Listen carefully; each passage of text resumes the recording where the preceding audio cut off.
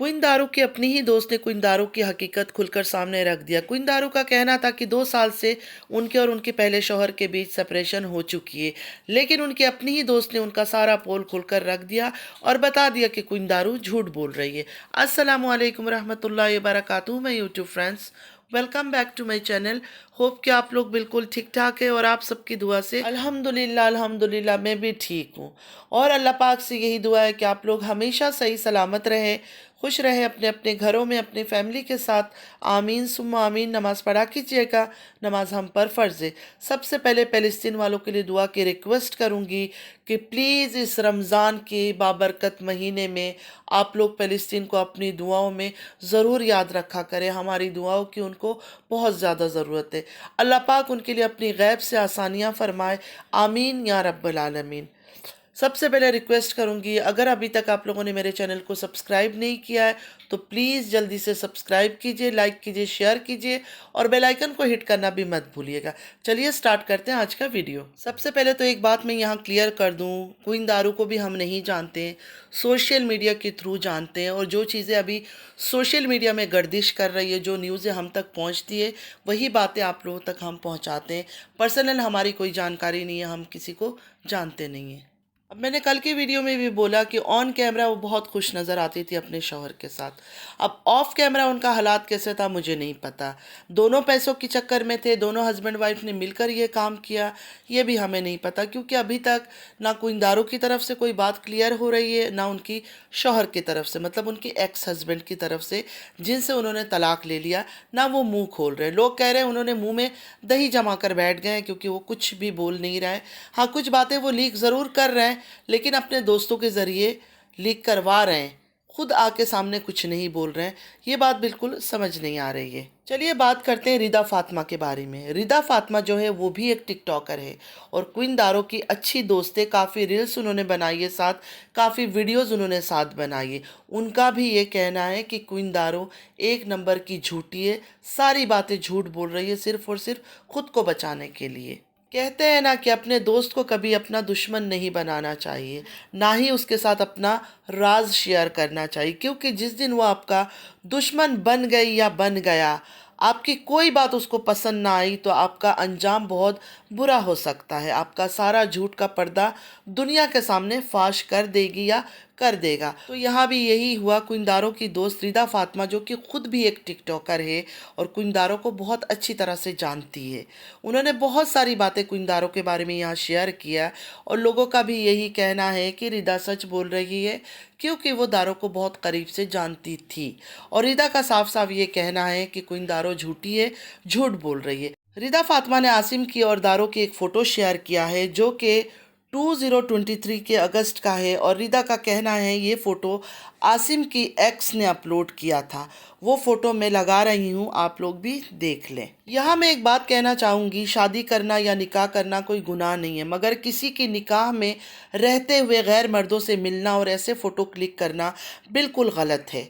सरकस्टिक वे से रिदा ने कहा कि बाजी जान के मुताबिक 2022 के जनवरी में उनका सेपरेशन हो गई थी और 2022 के ही जनवरी में उन्होंने एक वीडियो पोस्ट की थी जिस पर उनके हबी ने उनको बेबी शावर दिया था। और फिर 2022 के जून में जब उनकी बेटी पैदा हुई थी, तब इनका शूट भी हुआ था अपने हस्बैंड के साथ। तो रिदा का यही कहना था कि सेपरेशन के बाद भी आपने क्या फ़ोटोशूट कराया अपने हस्बैंड के साथ। रिदा की बातें सुनकर सबका यही कहना है कि रिदा सच्ची है, क्वीन दारो झूठ है और ऐसे झूठी औरत को हम फॉलो नहीं कर सकते, हमें इनको फॉलो नहीं करना चाहिए। मैं क्वीन दारो को यहाँ जज नहीं कर रही हूँ। जो बातें मुझे सोशल मीडिया से सुनाई दे रहा है या पता चल रहा है, वही बातें मैं आप लोगों के साथ यहाँ शेयर कर रही हूँ। तो रिदा फातिमा ने बिल्कुल क्लियर बता दिया है कि 2 साल पहले कोई सेपरेशन नहीं हुआ था दारो का अपने शौहर से। और दारो की जो दूसरी शादी हुई है वो भी इन्होंने क्लियर किया कि 4 महीने पहले हुई थी।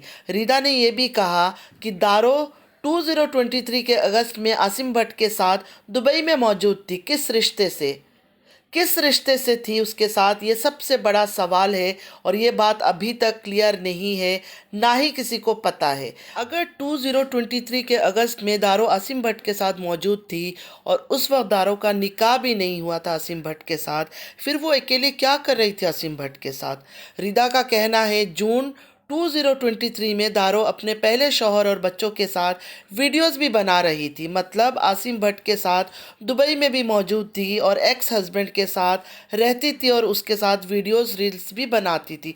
बड़ा ही अजीब व गरीब बातें हैं, सुनकर बहुत अजीब लग रहा है कि ये सब हो क्या रहा है। बहुत कन्फ्यूजन हो रहा है कि जून से अगस्त के दरमियान दारो ने तलाक कब लिया, खुला कब लिया, इद्दत कब पूरा किया। बहुत सारे सवालात उठ रहा है कि आसिम के साथ निकाह से पहले दुबई क्यों आई थी और एक्स शौहर ने दुबई आने की परमिशन क्यों दिया था दारो को कि दुबई घूमाओ। आसिम भट्ट के साथ इन सवालों का जवाब सबको चाहिए, लेकिन कोई भी जवाब नहीं दे रहा है। ना ही दारो मुंह खोल रही है, ना आसिम साहब ये सब बातों का खुलासा कर रहे हैं और ना ही उनका जो शौहर है जिनको उन्होंने तलाक दे दिया वो कुछ बातें कर रहे हैं। सबका ये कहना है कि एक्स शौहर ने अपने मुंह पे दही जमा कर बैठ गए हैं, मुंह खोल नहीं रहे हैं।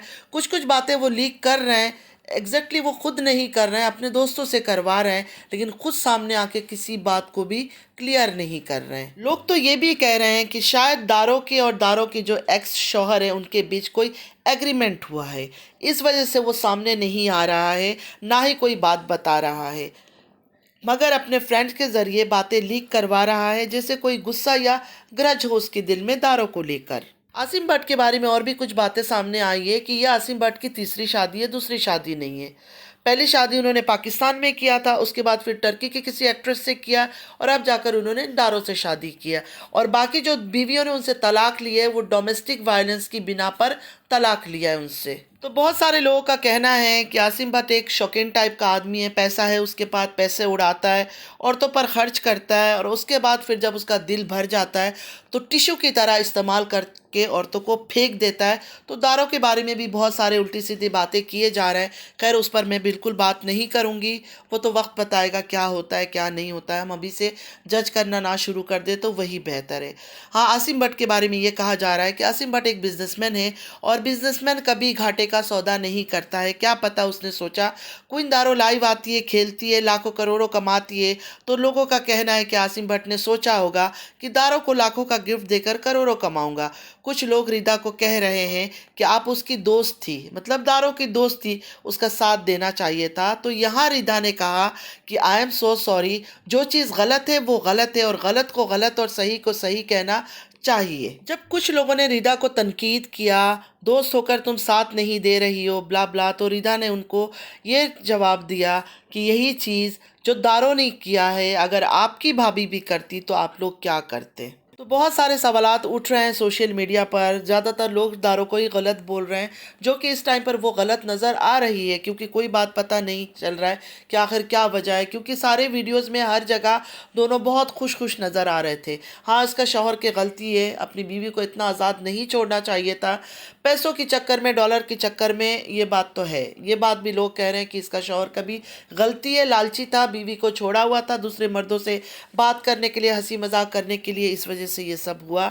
तो खैर देखते हैं आगे चलकर क्या बात होती है। सामने तो आएंगे ये लोग धीरे धीरे करके, तो पता चल जाएगा। आप लोग अपना राय ज़रूर दीजिएगा, आप लोग को क्या लगता है। हमें तो जो खबर मिलती है हम आप तक पहुंचा देते हैं। तो आज के लिए इतना ही, मिलते हैं फिर एक नई वीडियो के साथ। नमाज़ पढ़ा कीजिएगा, नमाज हम पर फ़र्ज़ है। अल्लाह पाक हम सबको नेक हिदायत दे, आमीन या रब्बल आलमीन। गलत लोगों से बचा के रखे, आमीन सुम्मा आमीन। हमारे रोज़े तो बहुत अच्छा अल्हम्दुलिल्लाह जा रहे हैं। तबीयत मेरी बिल्कुल ठीक नहीं हुई है, वैसे ही तबीयत ख़राब है, लेकिन अल्हम्दुलिल्लाह अल्हम्दुलिल्लाह रोज़ा रख रही हूँ। तो आप लोगों से दुआ की रिक्वेस्ट है कि ज़रूर मेरे लिए, मेरे बच्चों के लिए, मेरे घर के लिए दुआ कीजिएगा। मैं हमेशा आप लोग को अपनी दुआओं में याद रखती हूँ। चलती हूँ, दुआ में याद रखिएगा। ज़िंदगी रही फिर मुलाकात होगी। अल्लाह हाफिज़।